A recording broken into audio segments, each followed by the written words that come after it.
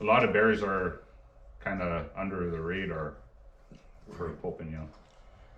Well, how many traditional people do you have um, come to your camp?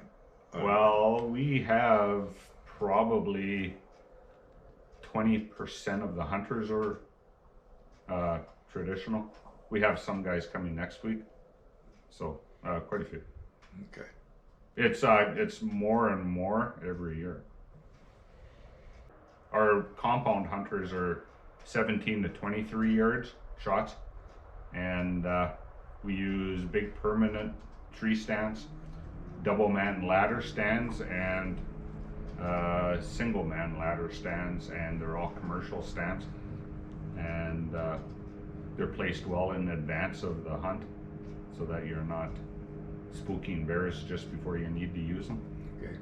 And do you provide any other types of hunts? We do wolf hunts. We've actually harvested a few wolves with archery. Uh,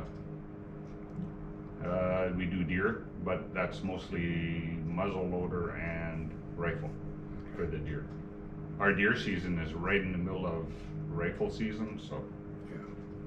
our archery season for deer is first Saturday in September, but there's no rut, so you have not much in your favor.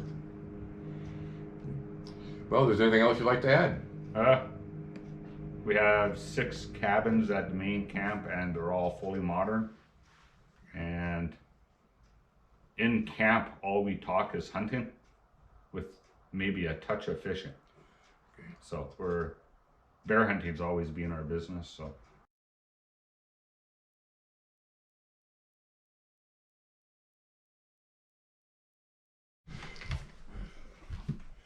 Well, Chris has assigned us the guide that will be guiding Jose and myself, and so we thought we'd talk to him a minute. And I'll let you go ahead and introduce yourself. My name's Saxon James. I've been working with Chris and Lottie here at Pine Acres Bear Camp since 2010.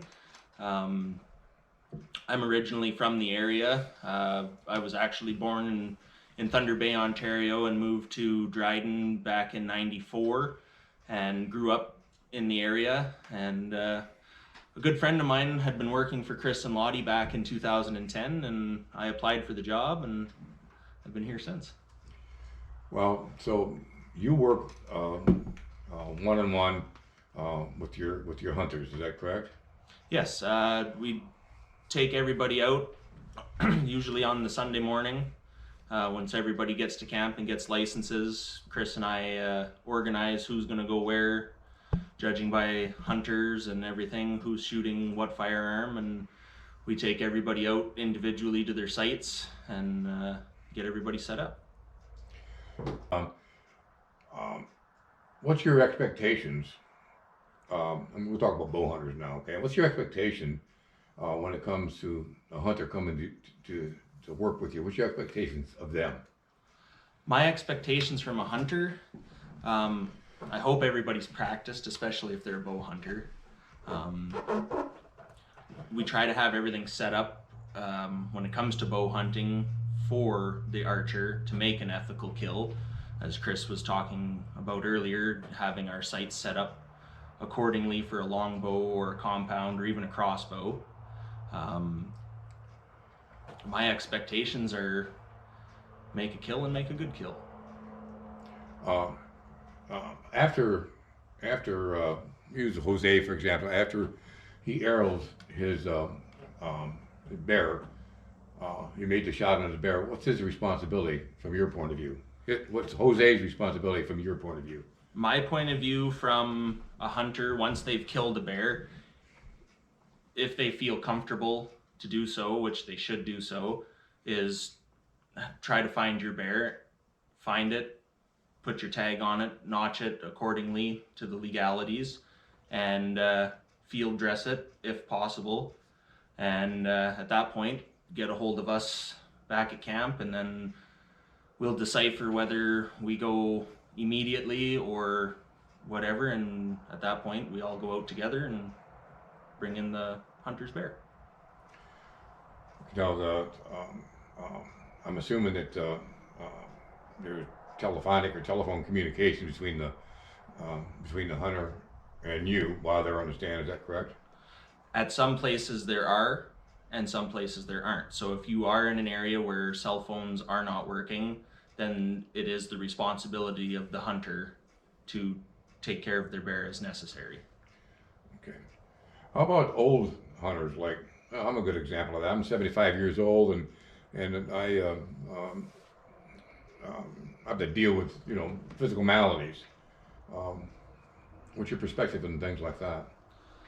Generally, with an older hunter, we will tend to have it set up so either we're able to help in a timely fashion, or have it set up so that his other hunting party members or whatever, somebody may be close to give them a hand if they get one. But we tend to try to be as close as we can for the situation. With us, we have a semi-guided hunt, so at that point we will help with the tracking and retrieval. The don't do's is we try our best to educate hunters on not trying or not taking mother bears. So when a bear comes into a bait, we explain to our hunters it's best to wait a few minutes to see if the bear is going to be accompanied by cubs. I've been here. I've been bear hunting a number of times myself, and I know that once it gets dark, and you hunt bears in the evening, it gets dark, and then you got to track the bear. It would be really easy to get turned around out there, and easy. So what we do with the tracking, if we have to track at night, we'll take the hunter himself, and usually we try to get 2 or 3 other guys from camp to come and help. And what we'll do is have somebody wait at the bait at all times, and as we track the bear, if the bear has gone a ways, we will use a line of people hollering back and forth so that nobody gets turned around or lost in the dark. And then sometimes what we'll do also is do a grid search. So we would actually use a few more people to cover more ground to find a bear, and then that keeps people from being turned around, keeps everybody from being lost in the dark. And thanks to everybody here at Pine Acres and all our valued customers. We always have an exceptional hunt, and our advertising is getting out there. Lots of folks are getting on the Facebook page and every other thing.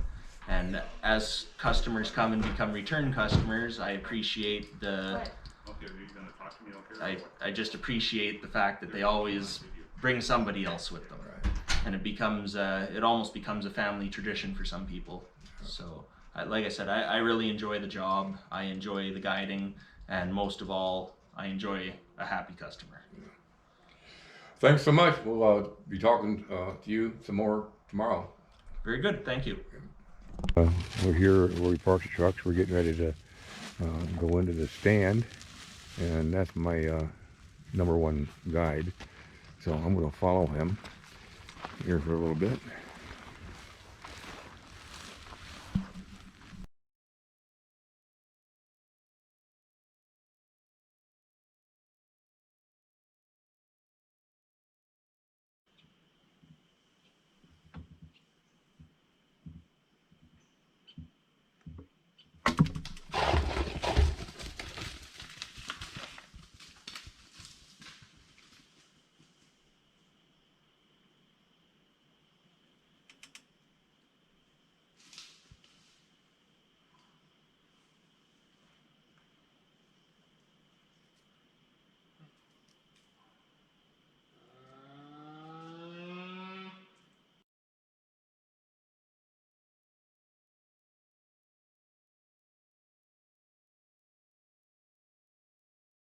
Is the last day of our hunt. We've only hunted 4 days. Had a pretty good week. So we're here talking with our guide, or our outfitter, and I'm going to have him kind of recap the week for us and the rest of the camp. So Chris, go ahead and tell us about this last week. We had 17 hunters, 14 harvested bears, and everybody else saw multiple bears but chose to pass or missed opportunity. So did real good. How would you describe the weather conditions for the bear hunt? It was much hotter than normal. It was 101 yesterday, but yeah, we still got 4 bears. With the bad hunting conditions or the temperatures that we had, there was still a lot of bears seen. Yeah. What do you contribute to the bear being seen at the way you do your outfitting? Mainly because we start baiting a month in advance, and it brings in not just 1 or 2 bears, but 5 to 8 bears or more. So if one bear decides not to show up, 2 or 3 others still come in. So it keeps traffic flow at the bait site. So that would be like Paul, for instance. He had 19 sightings of at least 5 different bears. And is that pretty common, or is that a? It's common. That's common. And that's because of barrels and the way we bait. So. And you also accommodated Paul. Yep. At the location he was at. You guys were able to use a different bait site, a temporary bait site for him. Oh yeah, we use barrels to keep the food flow going, and then for such as a trad hunter, they need their shots a lot closer. So we have what we call a bait box at the same site. You need to pick it up and move it closer to whatever distance you want. So you can move it from 17 yards to 10 yards without the bears being spooked. Because the bears, when they come in, they throw everything all over the place when they hit it. So just as long as you keep your scent down, pick up your bait box, move it around, rebait it with, don't have all kinds of scent on your hands, but the bears allow it. This last week, from your perspective, being the guide. Well, as the guide for this week with all the hunters we had in camp, I would say our week went real well. The guys were listening to what we've told them with the weather conditions, with it being hot like it was this week, and everybody did a pretty good job with their shooting, and we didn't have a whole lot of tracking to do. So describe your average work day working for Chris. Be nice. Chris, be nice over here, an average work day, during the week at the camp with all the hunters. I don't have what you'd call an average day. Every day could be different, depending on bears harvested that day. If we only have a couple, it might be a shorter day, and if we have a few, it could be a long day. Well, I saw you there pretty early in the mornings, and then last night I saw you there at still 1 in the morning. So you have some long days. I'm certain of that. I witnessed it. Absolutely. And you did a heck of a job with Paul, getting him set up and accommodating, driving him back closer to the stand so he didn't have to walk as far. And absolutely, that was really awesome to see. Well, I have a number of maladies, and I can tell you that without your help, and you too, Chris, there'd be no way in the world that I have had a bear hunt this year. Couldn't have happened without your help. I'm glad I could assist you with that, and I'm glad you had a great time and got your bear. Thank you. We have our bear hunt a little bit here, and talk about Pine Acres Bear Camp. So I understand you went to Pine Acres Bear Camp before. Right. I was there once before, and that happened because the outfitter I used for several hunts retired, and I got to looking around for other outfitters, and I went to an outfitter up around Ear Falls, which is north of Vermilion Bay. It had an okay hunt. We harvested some bears there. But we had really long distance to drive from camp to the sites, 40, 50 miles sometimes. So that led me to start looking for other outfitters, and I come across Pine Acres camp on the internet, his website. So I looked at it, read it, and then I called him, and I talked to him quite a bit, several times, as a matter of fact, on the phone. When you're saying talk to him, you mean Chris? Yeah, Chris, the Yeah. Outfitter Chris Lavoie? yes. And I asked him a lot of questions. I'm a traditional hunter.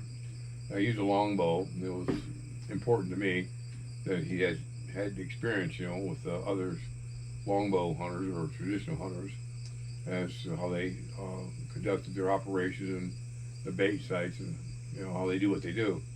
So I talked to him, and he obviously had a lot of experience in bear hunting. He grew up bear hunting with his father. His father had the camp. I think he then acquired the camp from his dad. He's been doing it all of his life, and he was really knowledgeable. And the prices were really competitive. There's a lot of other outfitters I looked at that didn't offer the same services as him that were substantially more expensive. So I called and I booked with him, and I think 8 of us went up on that hunt just 2 or 3 years ago, or 4 years ago, something like that. Out of 8 of us, 6 of us killed bear. One passed a bear a number of times, and the last individual seen a bear, but he had no shot opportunity. We met the guide, Saxton was our guide for Jose and myself, and made a number of conversations with Chris, the outfitter, and we asked them if it would be all right if we make a movie of our hunt and incorporate both the outfitter and our guide and his operation. And they were more than happy to let us do that, and we did that. And Jose and I produced a nice movie for our group. And then Jose was so impressed with the camp, and he's done this video thing a number of times before, and so we thought that we'd make a video kind of talking about the camp and how they do what they do. And I'll touch a little bit on that. Chris got the camp, I believe, from his father. His father was a bear hunter, had an outfitting business, and Chris is a boy who worked with his father, and then moved right in, took over the camp once his father provided for him. He'd been doing this for well over 20 years, I think. He knows the bear behavior probably better than anybody I've ever met before. He knows how to set up baits. He did a lot of scouting. He has bears come into baits long before you get there. He has a very large area that he leases or gets, or I'm not sure how he does what he does, from the Canadian government. I think once I heard, I don't know for sure, several hundred square miles. And that's important because, for instance, when Jose and I were there, we hunted an area that nobody had been in for 2 or 3 years. And they put bait there for us, and long before we got there, they had bear come into the baits. In my case, I had 19 encounters, bear encounters from my stand, incorporating, I think, maybe 5 or 6 different bears that I actually sat there and seen. So it wasn't like I sat and stand for 6 hours every day watching pine squirrels and chipmunks all the time. I had bears to look at. A couple of times I had bears in front of me for anywhere from 1 to 2 hours at a time. And to recap on the sightings, that was 5 days of hunting. Right. Only in the evenings. We didn't do any morning hunts for you at that time. So out of all those sightings and all those bear, it was literally 5 times on stand in the evening. I tell you, I had high expectations of Chris when I got there, because I'd been there before. And he totally exceeded all my expectations. I've never been any place where I had wild bears in and around me for so many of them for so long. That's a testament to how he does what he does. You just don't go out with the old bait pile someplace and hope it, 19 bears show up. Some of the same bears, of course, but it was a well-planned hunt from an outfitter's perspective that provided a tremendous service for us.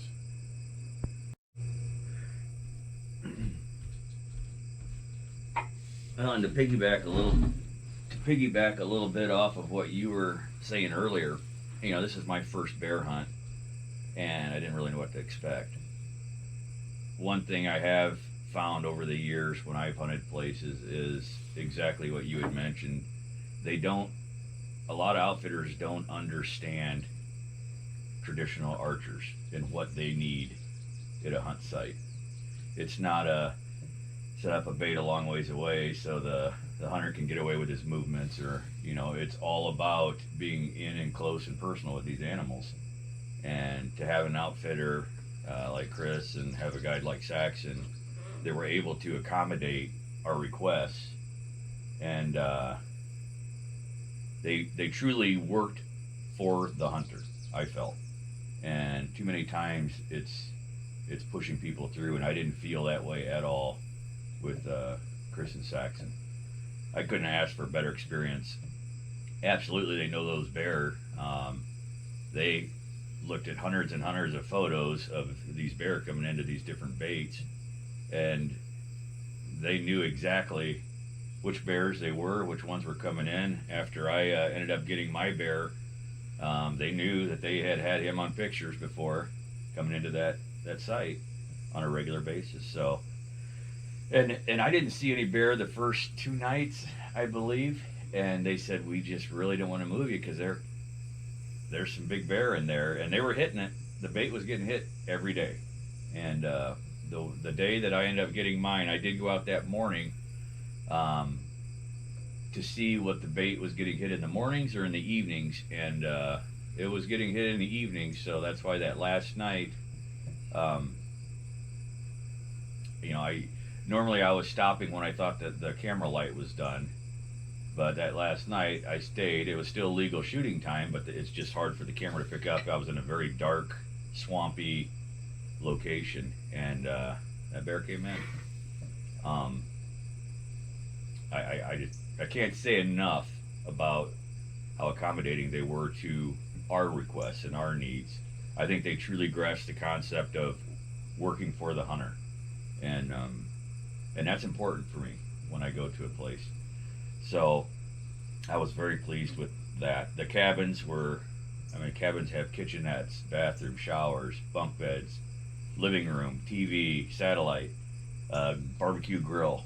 We had all the necessities we needed to make a comfortable time at camp before we go on the hunt. So, you factor all that in with the guide service and with the work that they do ahead of time. And you were talking about the price being reasonable. It is a very reasonable price for the work that goes into that, I felt. And I was very impressed with it. I already booked for 2023, so I did that while I was there to make sure I got my name on the spot. But good group of guys. There's hunters we met hunters that have been going there for 40 years, and they would come up to the lodge. We drink coffee with them, just talk, reminisce about stories from the past and that they had, and it's like we knew them for years. So it was a home style feel with good hunting. Yeah, I'm 75 and had shoulder replacements, knee replacements, and I got a list of maladies. There's no way that I could have had this bear hunt if it wasn't for Saxon, our guide. He carried my gear and climbed my stand and put my gear into the stand and did all the baiting for me. I could have done that. It would have taken a long time to accomplish that. It's just kind of hard for you to get around. So I'm grateful that they took the time and the effort to see that I could have a hunt. And without their help, I couldn't have done it. It was important to me that Jose get a bear. I've harvested a number of bears in my past, and if I hadn't shot one, it'd been fine with me. But it turns out I had an opportunity I took advantage of. I passed several before I shot the one that I shot. The camp in itself, they're professionals in what they do. They tell you what to expect and why to expect it because they are familiar with bear behavior. And all you really have to do is listen what they have to say and trust in that they know what they're talking about. They've been doing it a long time. They live there. They feed those bears all the time. They know what goes on in the environment because they're part of it there. The hunt we had was hot. It was 90 degrees plus every day, and normally animals don't move a lot during hot days like that. If they do, it's going to be early in the morning or the evenings. Historically, bear hunting in the fall is always in the evening, but the guide, not the guide, but Chris, the outfitter, he got to look at the trail camera pictures, recent ones. There were lots of bait set out, but he had lots of hunters coming in over the vast area that he hunts on, and he determined that a lot of bears were showing up in the mornings. Well, he had that information, that intel, and he provided that to some other hunters, and they went out in the morning and got their bears because of his work looking at the trail camera pictures and seeing the time frame in which these bears were showing up. That's another testament to him trying to provide a good service for the hunters that come to his camp. In fact, Jose went out one morning for sat all morning in hopes that a bear would come in.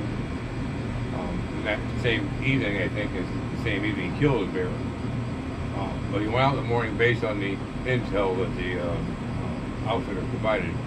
He got cameras, all of his baits. I don't know how many baits he had. I have no clue, but he had a lot of them. And he got a big area. And when a group comes to camp, they get to go to a brand new area that hasn't been hunted for at least a year. And in some cases, 2 or 3 years. That all goes to how he does what he does and trying to give his clients a good hunt. Yep, I would absolutely agree. And that was one of the comments that Chris made while he was helping me go get my bear on Thursday night, was that section that we were hunting. He goes, you guys were the last hunters for the year, and it was going to get that section was going to get shut down essentially for hunting because he doesn't want to overpressure the animals, and he works closely with the government as far as the ratios of how many bear are harvested out of that area, boar versus sow, and he was very pleased at the ratio that week of what we got, and it was a successful hunt.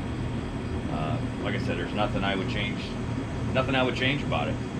It was great. I would highly recommend. Obviously, people don't take our word for it, but if you're looking for a good quality bear hunt with sightings, with multiple opportunities, and with a good atmosphere and accommodations, I would strongly recommend you to contact Chris Lavoie at Pine Acre Bear Camp in Ontario, Vermilion Bay, Ontario, and even to just talk to him. I was so impressed that I even told Chris that I would be a reference for him and I wouldn't be doing this if it wasn't a good place to go. Because as a hunter that had, for me, I fortunately had your guidance on where to go. But if I would not have had that, I would have had no idea where to begin. But one thing I found out about guides in general, and the same is true with Canadian guides as well. There's a lot of folks in Canada who have a regular job. They work in a mine, they work in the lumber business, they do other things, and on the side, they have an outfitting business. There's a lot of that happens. A lot of people don't know that or realize that. But with Chris, our outfitter, that's all he does is hunt. He hunts bear, he hunts wolves, he hunts deer. I believe that's it, right? And fish. They fish. That's all he does. That's all he's ever done. That's what his father did. That's what he does. And that's what Saxon does. So that's their life. It's not a part-time thing. They have invested heavily in their operation, and it shows. Well, they after we got our bear Thursday night, they knew we were leaving Friday, and even though Saxon and Chris had been up wee hours in the morning, I was out there at 12:30 at night with them as they were skinning and butchering the bear, getting them in the freezers for us for our trip back on Friday. So they could have easily said, well, the bear aren't going to be ready, and that wasn't even a question. They were going to make it happen. So again, I'd highly recommend you contact him, talking to him, get a list of references. You can talk to them. But I was looking on Bow Site today, and they got a 4.8 out of 5 review out of 103 reviews. That's a pretty good average for an outfitter to get. Because just like any other sport, you've got a wide variety of different types of personalities of people that hunt, anywhere from traditional archery all the way up to high-powered rifle, and everybody has a certain expectation, and our expectations, I think, were met and exceeded. Exceeded, I'd say. Yeah, and